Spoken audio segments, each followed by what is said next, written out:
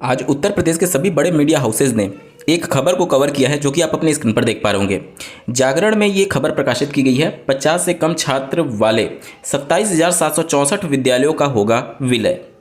नव भारत टाइम्स में आज दिनांक 3 नवंबर 2024 की खबर आप अपनी स्क्रीन पर देख पा रहे होंगे। जल्द बंद हो सकते हैं प्रदेश के 27,000 बेसिक स्कूल।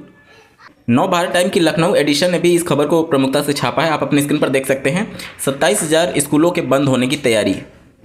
उत्तर प्रदेश के डीएलएड अभ्यर्थियों के द्वारा आज दिनांक 3 नवंबर 2024 को माननीय मुख्यमंत्री जी को संबोधित करते हुए एक पत्र लिखा गया है। केंद्रीय शिक्षा मंत्रालय द्वारा प्राइमरी स्तर में शिक्षकों के रिक्त पदों को तत्काल भरे जाने के लिए निर्देश का अनुपालन करने के संदर्भ में उत्तर प्रदेश के पूर्व मुख्यमंत्री मायावती जी के द्वारा भी ट्वीट के माध्यम से ये जानकारी दी गई है। आप अपनी स्क्रीन पर देख पा रहे होंगे। यूपी सरकार द्वारा 50 से कम छात्रों वाले बदहाल 27,764 परिषदीय प्राथमिक और उच्च प्राथमिक विद्यालयों में जरूरी सुधार करके उन्हें बेहतर बनाने के उपाय करने के बजाय उनको बंद करने और उनका दूसरे स्कूलों में विलय करने का फैसला उचित नहीं है। ऐसे में गरीब बच्चे आखिर कहां और कैसे पढ़ेंगे। इसके अलावा 2 ट्वीट और उन्होंने किया है जो कि आप अपने स्क्रीन पर देख पा रहे होंगे। केंद्र सरकार के शिक्षा मंत्रालय के द्वारा सभी राज्यों को ये निर्देशित किया गया था कि ऐसे विद्यालयों को चिन्हित किया जाए जहां पर 50 से कम बच्चे रजिस्टर्ड हैं। उसी के क्रम में उत्तर प्रदेश में ऐसे विद्यालयों को चिन्हित किया गया है जहां पर 50 से कम बच्चे वहां पर जिनका नामांकन था। तो 27,000 से ज़्यादा ऐसे विद्यालय चिन्हित किए गए हैं और इनके संबंध में अंतिम जो बैठक होने वाली है वो 13 और 14 नवंबर को बैठक होने वाली है। जो भी डेटा था वो कलेक्ट कर लिया गया है। अब 13-14 नवंबर को ये जो आंकड़े हैं वो सेंटर लेवल पर भेजे जाएंगे। अब बहुत सारे लोगों को ये लग रहा है कि ये फैसला जो है वो उत्तर प्रदेश राज्य सरकार का है। देखिए, ये फैसला उत्तर प्रदेश राज्य सरकार का नहीं है बल्कि केंद्र के शिक्षा मंत्रालय का है। ये सभी राज्यों में इस प्रकार की परियोजना चल रही है कि ऐसे विद्यालय को चिन्हित किया जा रहा है जिनमें 50 से कम बच्चे रजिस्टर्ड हैं। इससे पहले उत्तर प्रदेश राज्य सरकार ने अपने स्तर पर एक योजना लाई थी जिसमें 30 से कम जो विद्यालय थे उनको मर्ज किया गया था या फिर उसको बंद किया गया था।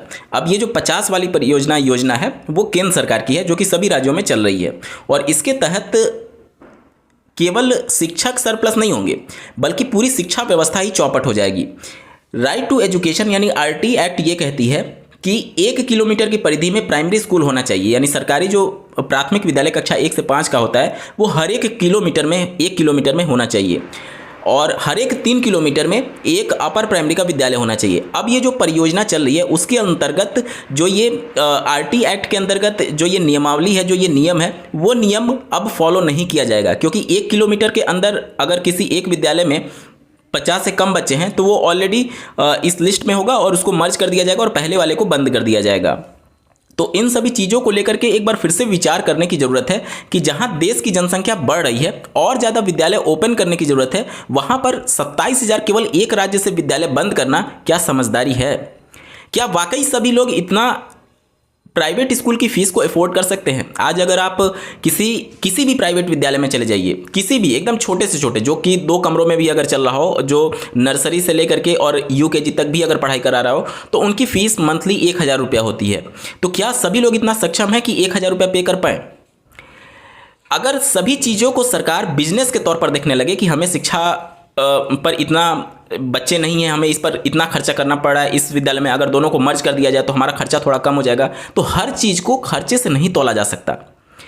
समाज में वही एक माध्यम है, शिक्षा ही एक माध्यम है जिससे गरीबी को दूर की जा सकती है। 50 करोड़ लोगों को अगर मुफ्त में राशन आप दे रहे हैं तो वो उनको बैठा करके और उनको और ज़्यादा आप अपंग बना रहे हैं। इससे अच्छा ये होता कि आज की जो पीढ़ी है उसको आप शिक्षित करिए, वो अपने आप ही कुछ ना कुछ रोजगार कर लेंगे। लेकिन जो व्यवस्था और जो चीज़ें चल रही हैं उसका बहुत घोर यहाँ पर विरोध होना चाहिए, ना सिर्फ राजनीतिक दल पर बल्कि आम पब्लिक के द्वारा भी इनका विरोध किया जाना चाहिए। क्योंकि आज आपको लग रहा है कि हमारे बच्चे तो प्राइवेट स्कूल में पढ़े, हमें क्या दिक्कत है, हम तो अफोर्ड कर सकते हैं, हम क्यों विरोध करें सरकार की इस नीति का। आप सोचिए, आज से कुछ समय पहले जब जियो लॉन्च हुआ था तो वो भी ऐसे ही फ्री में सर्विस देता था। आज मजबूरी ये हो गई है कि मोनोपोली हो चुकी है जियो की और एयरटेल की। यही तो सबसे बड़े टेलीकॉम कंपनी है और इनका ऐसा मोनोपोली है कि जितना ये फीस मतलब चार्जेज बढ़ा दें रिचार्ज पर, अभी आपने देखा होगा 20 से 25% चार्जेज एक झटके में बढ़ गई। क्या कोई विरोध कर पाया? नहीं कर पाया। क्यों नहीं कर पाया? क्योंकि आपके पास ऑप्शन नहीं है। बाकी और टेलीकॉम कंपनी में जाएंगे तो या तो उनकी सर्विसेज ठीक नहीं है, या फिर सरकारी अगर में जाएंगे तो बीएसएनएल के भी उतनी सर्विसेज ठीक नहीं है। अगर उसको सरकार की तरफ से सपोर्ट मिला रहता तो आज वो हालत नहीं होती। आज से अगर 10 साल पहले ही आप केवल चले जाएं तो केवल एकमात्र सबसे बड़ा जो ऑपरेटर था, टेलीकॉम ऑपरेटर, वो बीएसएनएल था। लेकिन आज के डेट में उसकी हालत क्या हो चुकी है? क्या इसके लिए सिर्फ बीएसएनएल जिम्मेदार है, या फिर जब वो सरकारी कंपनी है, जब उसको फंड नहीं मिलेगा तो कहां से वो सर्वाइव कर पाएगा? वही हालत उत्तर प्रदेश की जा रही है। आज आपको लग रहा है कि सरकारी विद्यालय बंद हो रहे हैं तो मेरा बच्चा तो प्राइवेट में पढ़ता है, मुझे कोई इफेक्ट नहीं पड़ेगा। लेकिन आज से 10 साल 5 साल बाद आप पछता रहे होंगे इन सभी परिस्थितियों को सोच करके, क्योंकि आज जो प्राइवेट स्कूल इस डर में रहते हैं कि अगर मैं बहुत ज़्यादा फीस हाई कर दिया तो हमारे बच्चे जो अफोर्ड नहीं कर पा रहे वो एटलीस्ट सरकारी विद्यालय में तो चले ही जाएंगे। लेकिन जब सरकारी विद्यालय धीरे धीरे करके बंद होते चले जाएंगे तो उस कंडीशन में प्राइवेट स्कूल की मोनोपोली हो जाएगी। आपकी मजबूरी हो जाएगी कि आप अपने बच्चे को प्राइवेट में ही पढ़ाइए।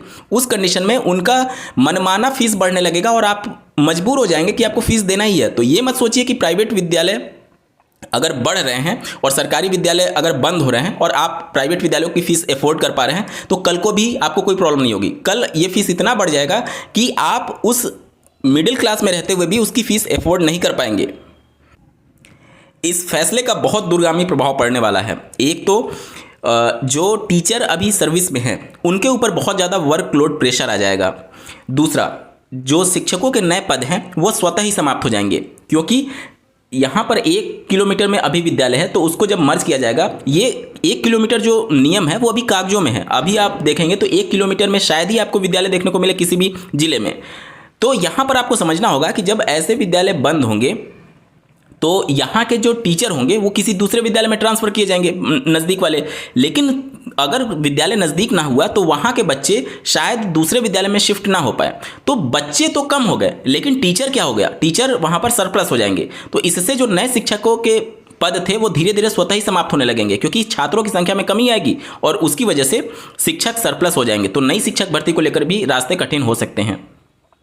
इसके अलावा अगर ये समय से अगर इसका विरोध नहीं किया गया तो इससे पहले 30 से कम विद्यालय बंद किए गए, अब 50 किए जा रहे हैं। कल को 100 से कम वाले विद्यालय भी बंद किए जा सकते हैं।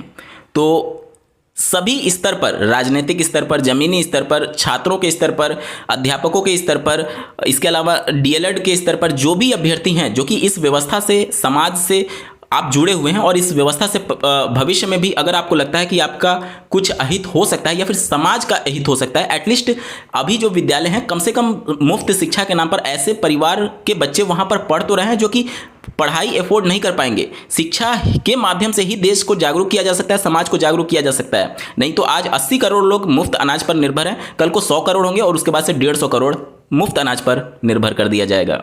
एक बार फिर से जरूर सोचिएगा, क्या ये फैसला सही है?